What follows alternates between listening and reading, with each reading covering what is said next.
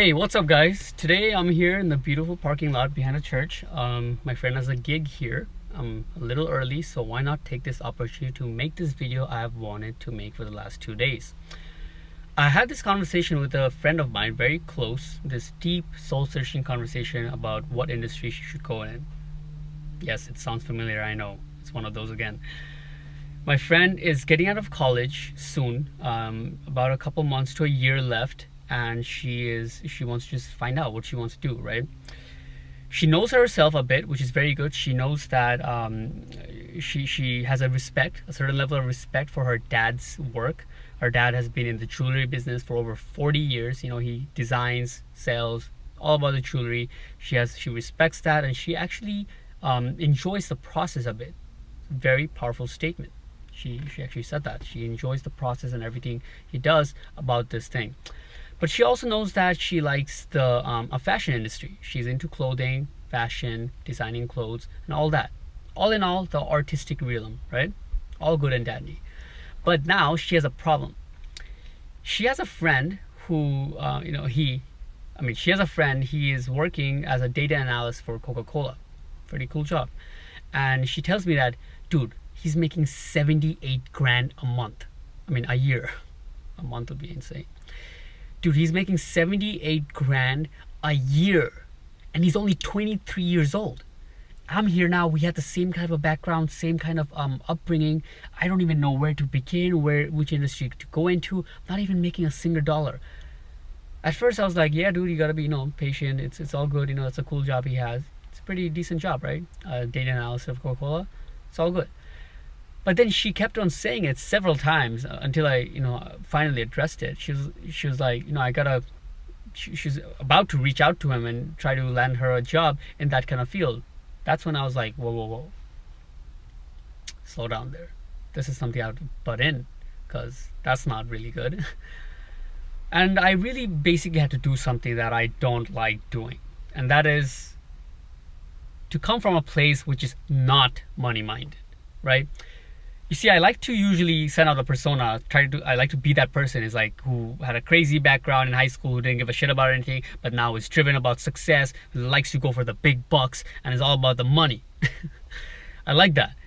But sometimes, like these scenarios, I kind of have to show the other side, other spectrum of this entire direction, which is the fulfillment side. Call it what you call it, but it is not the money comes first side, right? So I realized that, how can I get to her? Because if I'm too wishy-washy with this and telling her about fulfillment and feeling and stuff, it'll just brush off like any normal person. So first I had to approach it in a way that would really like break down the boundaries that 78 grand holds, right? The money holds. So I invited her to do this. I told her like, hey dude, like how do you think your life would be different if you're making 78 grand a year right now? Heck, how would your life be different if you're making 6 figures right now? 100K. She thought about it for a second. She said, well, first of all, I would like to move out of my place. I want to get an apartment of my own. I want to get a car. None of my, friends or girls have, drive, but I want to be, one that drives. I don't want to be one of those part of those stereotypical, whatever it is. She wants a car. And then she said that my dad would be just so proud. My dad's getting old, and one of his biggest stress is that I'm his only daughter, and I'm not on my own feet. He'd be so proud of me if I was making that kind of money, because then he would know I'm good. Good points. I took that in, and I told her this. Whatever you think this kind of money will bring is not going to be nearly that life-changing on a day-to-day basis as it is. Because let's be frank, we as human beings, first of all, it's almost sad how fast we get rid of, how fast we get over the initial high of materialistic things, whether you're materialistic or not. I've seen this across the board, right? Even if you save for a car for 5-10 years, within the moment you get it, the clock starts ticking. Within a couple of months, you won't even think about it. It's just a part of your daily life now, right? we get over that initial high. That's given, right? Then I told her that the type of lifestyle she's living, and mind you, she's well off.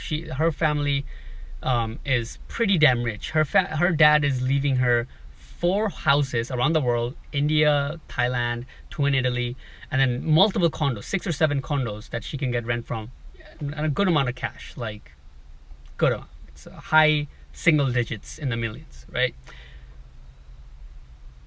Big ton, like she's well off.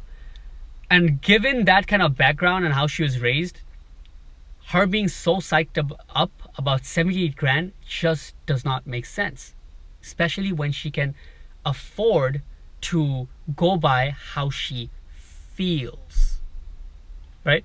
So that's exactly what I invited her to do next. I was like, you can kind of see, I know you want flashy items, I know you want, a watch and stuff, but just try to put yourself of how do you think it feels on a day-to-day basis, okay, to be working as a data analyst. No judgment placed on data analysis, but how do you think it feels? How does it resonate with the person you are? I shared a little bit about even my story. Hey dude, a couple months ago, I was in a job where I had the opportunity to make over 1,500, 2 grand a day.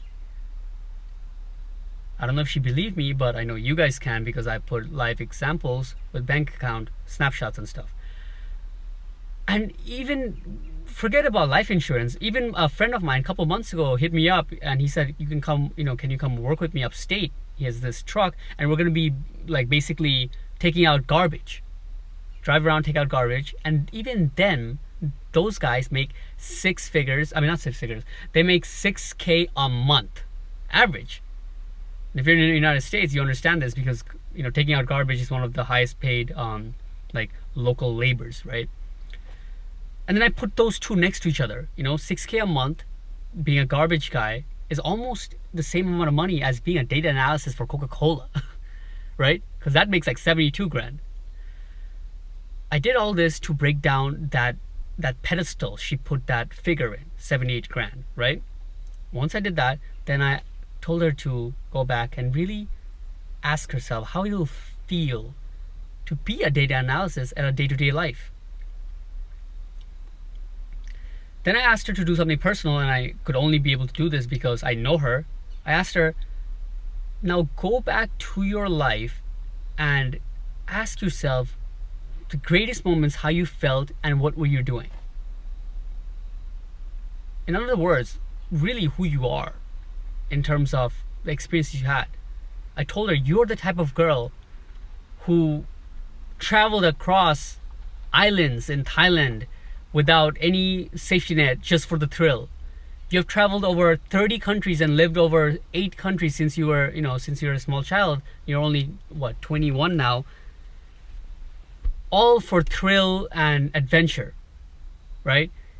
You're that person. And everything that comes with it. All the nights of partying and all the risk and all this crazy stuff you did for fun and the wild and the youth celebration. You're going to take that person now and then head towards a life that is going to analyze data? Again, no judgment, just an observation. Is that really where you see yourself? You were raised in a family that's in art and you like and respect the business of jewelry and designing clothes.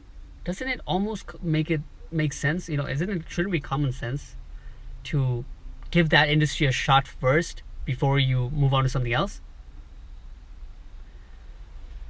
So in the end, I got her down to a point where, wasn't that great. She was just back to square one. Yeah, I guess so. I don't know what I should be doing. But it was more than what I really wanted with my whole interruption, because I rather have her be confused now and then just blindly jump into a job like that and not give a shot at what she can possibly do with her own self, own endeavors.